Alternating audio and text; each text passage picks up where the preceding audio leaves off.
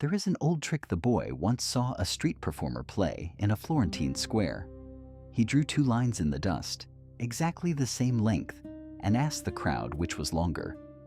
Every single person pointed to the same one, and every single person was wrong. The lines were identical, but the performer had drawn small marks at their ends that fooled the eye, and even after he measured them and proved they matched, the crowd still saw one as longer. Knowing the truth did not undo the illusion. The eye went on lying, no matter what the mind was told. That trick stayed with the boy for years, because he came to realize that money works exactly the same way.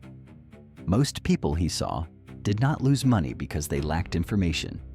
They lost it because their own minds deceived them, quietly, constantly, in the very moment of deciding. The way the eye is deceived by two lines in the dust. And the cruelest part was that knowing about the deception did not stop it. These were not mistakes of ignorance a man could simply learn his way out of. They were illusions built into how the mind itself perceives money, firing thousands of times over a lifetime, each one too small and too fast to notice. The boy set out to name them. The small, invisible errors a person makes with money every single day, not out of foolishness, but because the mind is quietly bending reality before conscious thought ever arrives. You will not recognize these as things you do, the way you recognize a bad habit. You will recognize them as things that simply seem true, which is exactly why they are so hard to catch. Here is the first, and it distorts nearly every purchase you will ever make. You judge a price by the number beside it, not by the true worth of the thing. The boy watched merchants exploit this with ease. A cloak marked at a high price, then crossed out and lowered, would sell at once. Not because the buyer needed it, and not because it was truly worth the new price, but because it now felt cheap beside the first number. The high number had been a trick, placed there only to make the second one look like a gift. The buyer thought he was measuring value. He was only measuring one number against another number the seller had chosen for him. This is the illusion of the anchor, and it is everywhere. Half off makes a man buy what he never wanted, because his mind judges the price against the original tag instead of against the thing's actual worth to his life. He is not asking, is this worth my money? He is asking, is this cheaper than it was? And those are entirely different questions, and only one of them protects him. But the second illusion is more cunning still, because it strikes at the exact moment a man feels most certain he is being wise with his money. The second illusion strikes at the exact moment a man feels most certain he is being wise. You confuse spending less with saving. The boy watched it happen in the market 100 times. A woman would come home pleased with herself, having saved a good sum. And when he looked at what she carried, it was a pile of things she had never intended to buy, purchased only because each one was cheaper than usual. She had spent coins she would otherwise have kept on things she did not need, and called it saving because each item bore the word bargain. Her mind had performed a quiet trick on her. It had counted the money she did not spend on the higher price, and hidden the money she did spend on a thing she never wanted at all. This is the illusion, and it is one of the most expensive of them. Saving money means keeping a coin you would have spent. But buying something you did not need, simply because it was cheap, is not saving. It is spending dressed in the costume of thrift. The only true saving on a thing you never planned to buy is to not buy it. The boy noticed that merchants understood this better than their customers did, which is why the word discount sells more goods than the word buy ever could. Nothing empties a purse faster than the feeling of filling it. The third illusion is stranger, because it makes the very same coin worth different amounts depending on where it came from. You treat money that arrives easily as though it counts for less. The boy saw this everywhere. A man who would guard his hard-earned wages carefully would take an unexpected sum. A bit of luck, a small gift, a windfall, a bit of change handed back, and spend it freely, almost carelessly, as though it were not quite real money.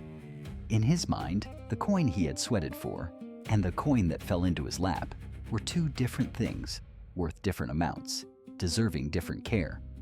But the boy knew the truth that the mind refused to see. A coin is a coin. It does not remember how it arrived. The windfall spends exactly the same as the wage, buys exactly the same bread, and grows exactly as much if planted. There is no such thing as money that matters less. Yet nearly everyone treats found money as free to waste, and in doing so, they let slip again and again the very sums that could have changed things.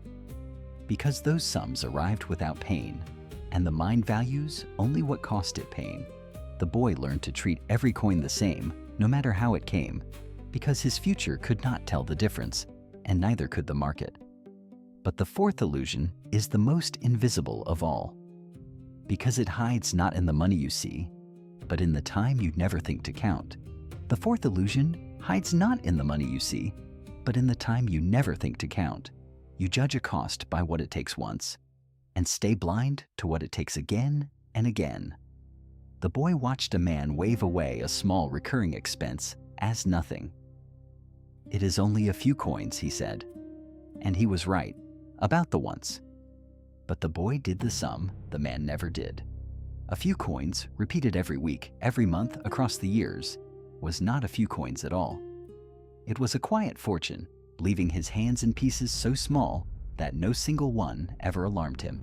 The mind sees the price tag in front of it and almost never multiplies it across time.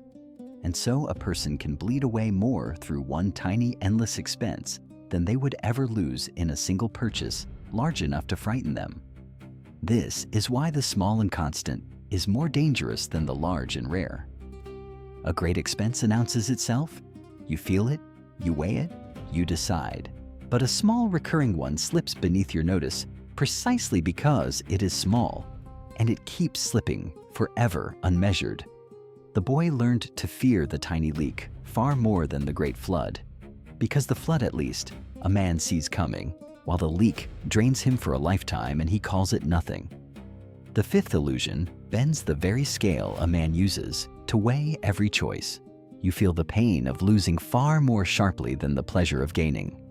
And so, your fear is always heavier than it should be.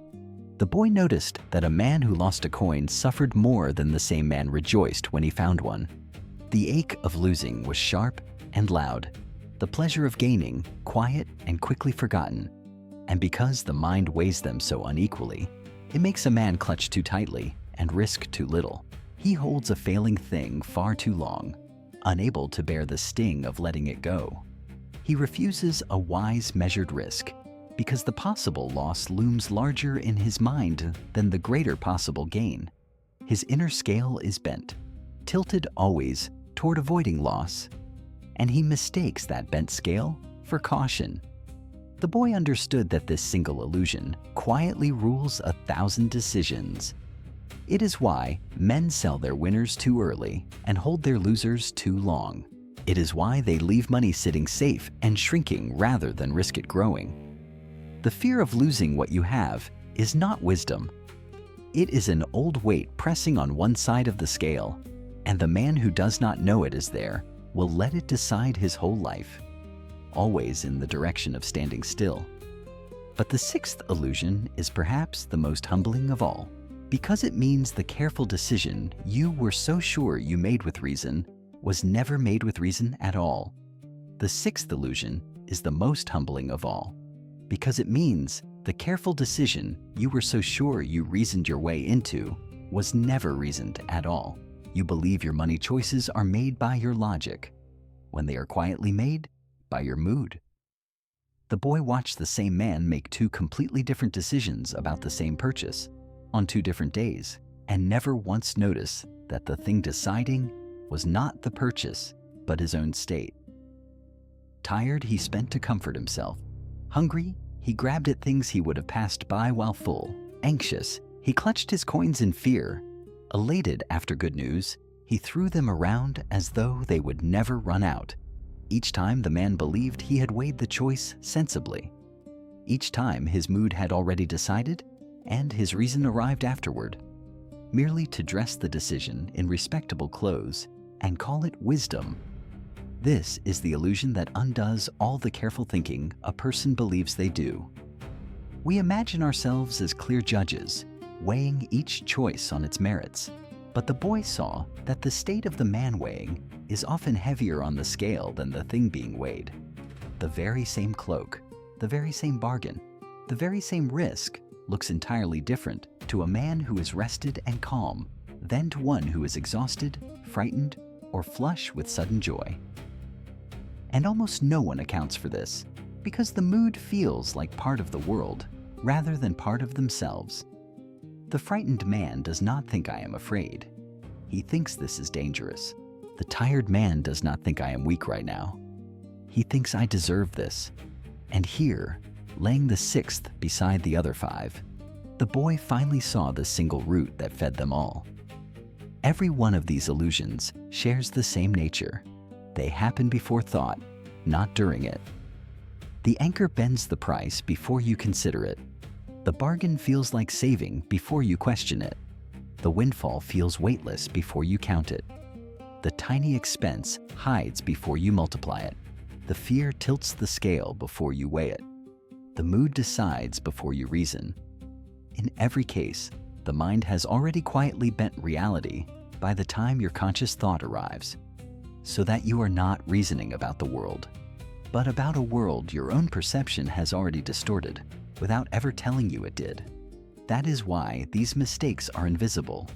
You cannot catch your mind in the act, because the act is finished before you are even aware there was a choice to make. You do not feel yourself being deceived. You simply feel that the two lines are different lengths, certain of it, even as they measure the same. But an illusion, the boy discovered, has one weakness, and that weakness is the whole of the cure. An illusion has one weakness, and the boy found it by returning to the performer in the square. The two lines fooled the eye only at a glance, but when a man stopped and leaned in and laid a measuring reed against them, the illusion could not survive being examined slowly. It worked on speed. It needed you to trust the first glance and move on. Slow the glance down, and the trick fell apart. Money illusions are exactly the same. Every one of them, the anchor, the false bargain, the weightless windfall, the hidden recurring cost, the tilted scale of fear, the mood wearing the mask of reason, every single one depends on speed.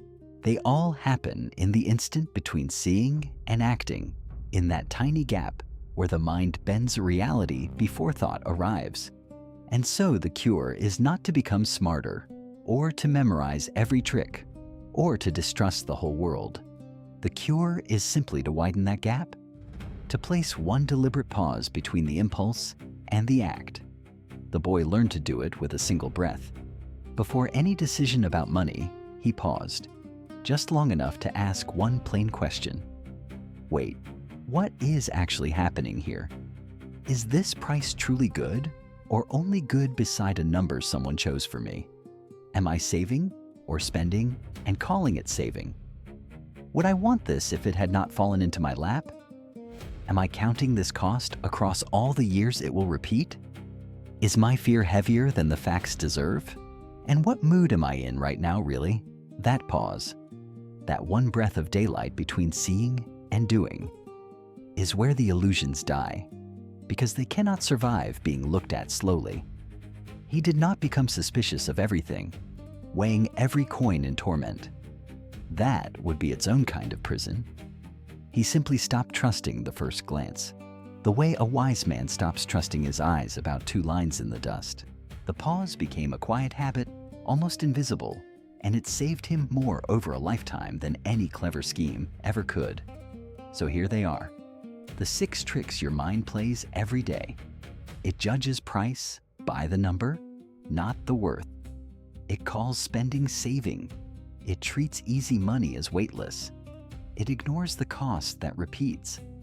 It fears loss more than it loves gain. And it lets your mood decide while your reason takes the blame.